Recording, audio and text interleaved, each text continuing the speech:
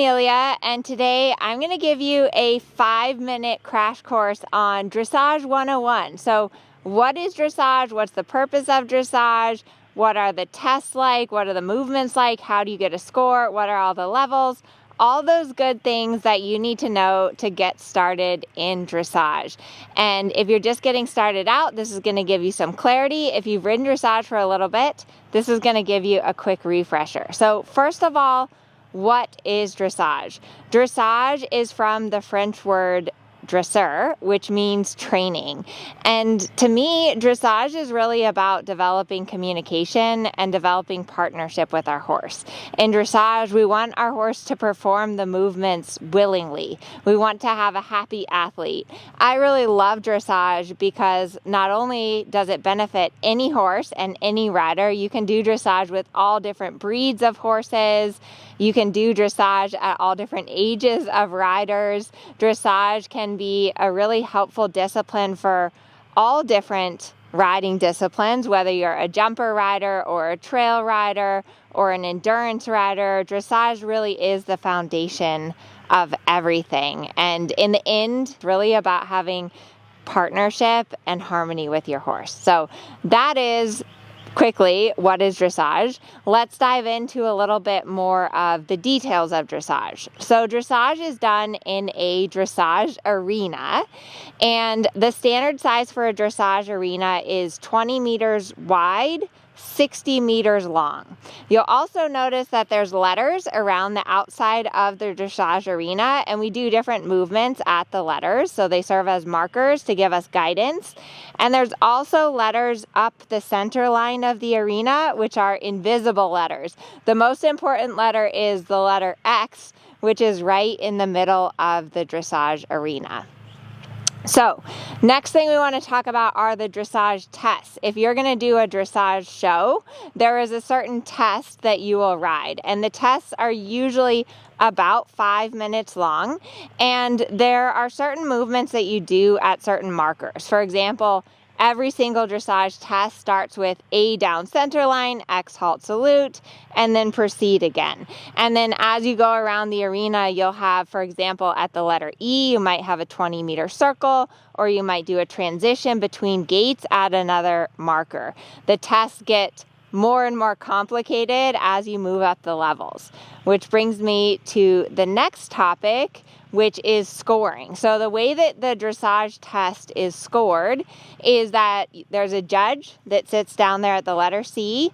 You get a score for each movement performed. You get a score between 0, which is like you didn't perform the movement at all. You don't want to get zeros, although I definitely have gotten some zeros in my life, all the way up to 10, which 10 is perfect, excellent. You hardly ever get a 10. Most of your scores are going to be somewhere between 6 and 8. If you're getting 7s, that's fairly good. 7s are pretty good. Then once you get your scores for each movement, at the end of your test, there's going to be some collective marks. The collective marks are kind of an overall impression of your test.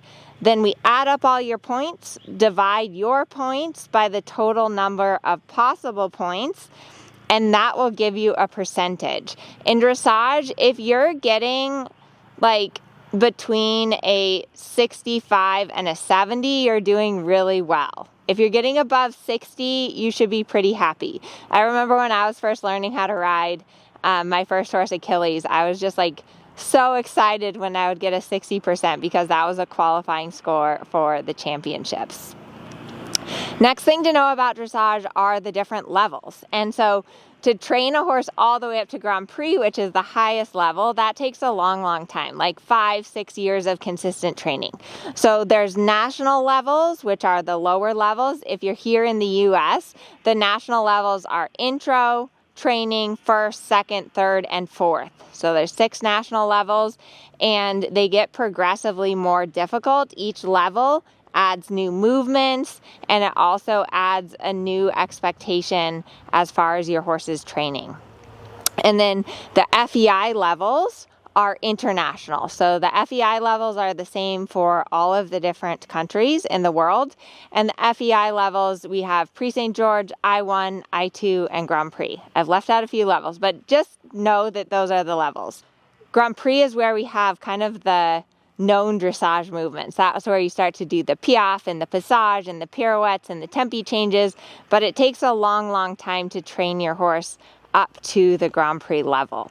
So dressage is, I think, one of the most difficult sports to do, but I really love dressage. I rode Western for a while, and then I came back to dressage because I think that because it's so difficult, it's also really beautiful when you can develop that partnership and that communication, and when you're really able to have harmony with your horse and do really, really difficult movements, but make them look easy. So hopefully this has inspired you to do dressage. Check out the description. I have a free PDF with 10 terms every rider should know, and it's really important in dressage that you follow the system and install the correct basics. So give me a thumbs up. Hopefully this was helpful, and I post a new video every single Wednesday, so make sure to subscribe to the channel, and we'll see you in the next video.